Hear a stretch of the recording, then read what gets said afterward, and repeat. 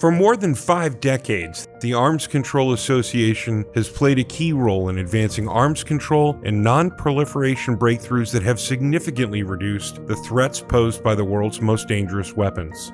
ACA serves as an authoritative source of information on weapons-related security challenges and remains a go-to source for everyone, from scholars to reporters to diplomats, students, and activists.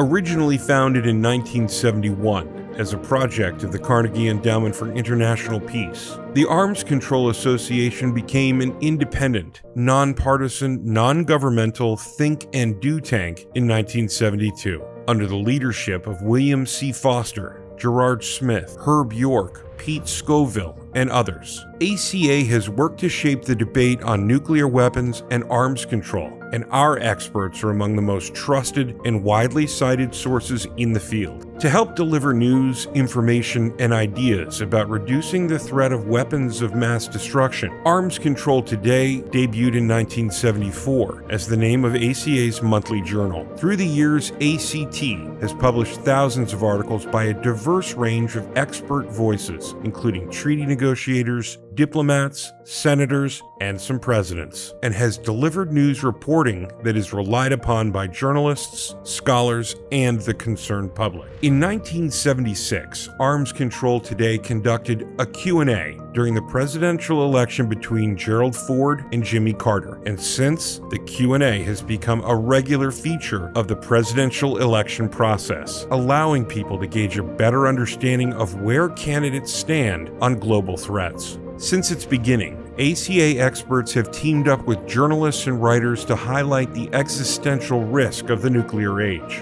In 1983, the post-apocalyptic television movie The Day After first aired on ABC. The film centers around a group of families in Kansas who face chaos as the country spirals into nuclear war. What many people don't know is that the film was inspired by a 1978 project between ACA's executive director Bill Kincaid and journalist Nan Randall. The movie boosted public awareness of the risk of nuclear war and put pressure on policymakers to take action. Through the years, ACA has served as an important training ground and launching point for dozens of leaders in the field. In the 1980s, ACA sought to address the renewed concern about nuclear conflict and the interest in disarmament, and it launched a new Voices program for young scholars. In 1987, ACA was a key part of the Scoville Peace Fellowship program that continues to this day to help bring young scholars into the field. In the 1980s and 90s, the organization was a leading voice against Reagan's Star Wars program and stood for further bilateral nuclear reduction and a nuclear testing halt. ACA helped to champion a new initiative to secure nuclear materials in the former Soviet republics. And Arms Control Today received the Olive Branch Award for outstanding coverage of international security and nuclear risk in the former Soviet Union. In 1995, ACA was intricately involved in the campaign for the Non-Proliferation Treaty, supporting the Accord's indefinite extension and strengthening state commitments to nuclear disarmament, including the conclusion of negotiations on the Comprehensive Test Ban Treaty in 1996.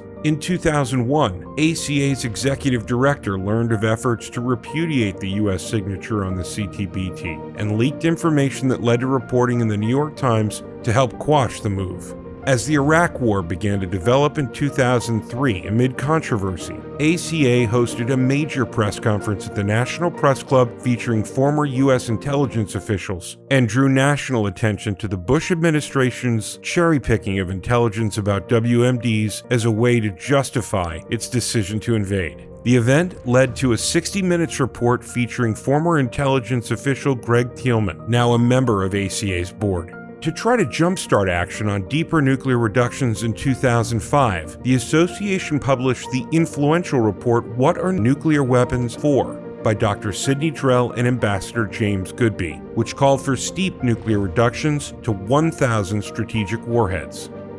Drell advised former Secretary of State George Shultz, who would later join Henry Kissinger, Sam Nunn, and William Perry to issue a call for peace and security in a world without nuclear weapons. Then, in 2007, ACA helped Senator Barack Obama draft Senate Resolution 1977, his Nuclear Weapons Threat Reduction Act, which served as a blueprint for his agenda as president. To highlight and celebrate the work of other leaders and institutions that have advanced effective solutions, ACA launched the Arms Control Person of the Year Award in 2007 by first honoring the bipartisan congressional coalition that cut off funding for a new nuclear warhead. Each year, the contest recognizes the diverse range of people at the local, national, and international levels who help advance meaningful arms control solutions for a safer world. With the election of Barack Obama in 2008, there was new political energy for nuclear risk reduction. An influx of new funding allowed the association to augment its research staff and launch new projects and reports with a focus on resolving threats posed by the Iranian nuclear program, as well as improving nuclear material security and reducing the role of nuclear weapons to solely deterring the use of nuclear weapons by other states. Lastly, it was crucial for ACA to secure ratification of the Comprehensive Test Ban Treaty and the new Strategic Arms Reduction Treaty, also known as New START.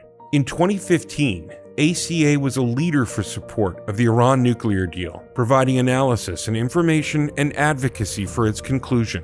ACA's policy team spearheaded a research and advocacy campaign that continues to this day to win support for this landmark agreement.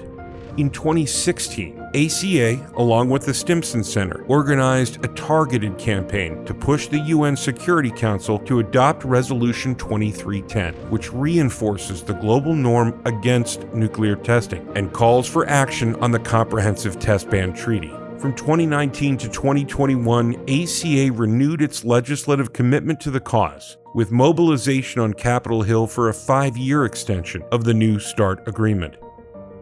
ACA has been central to many successes in reducing weapons-related dangers.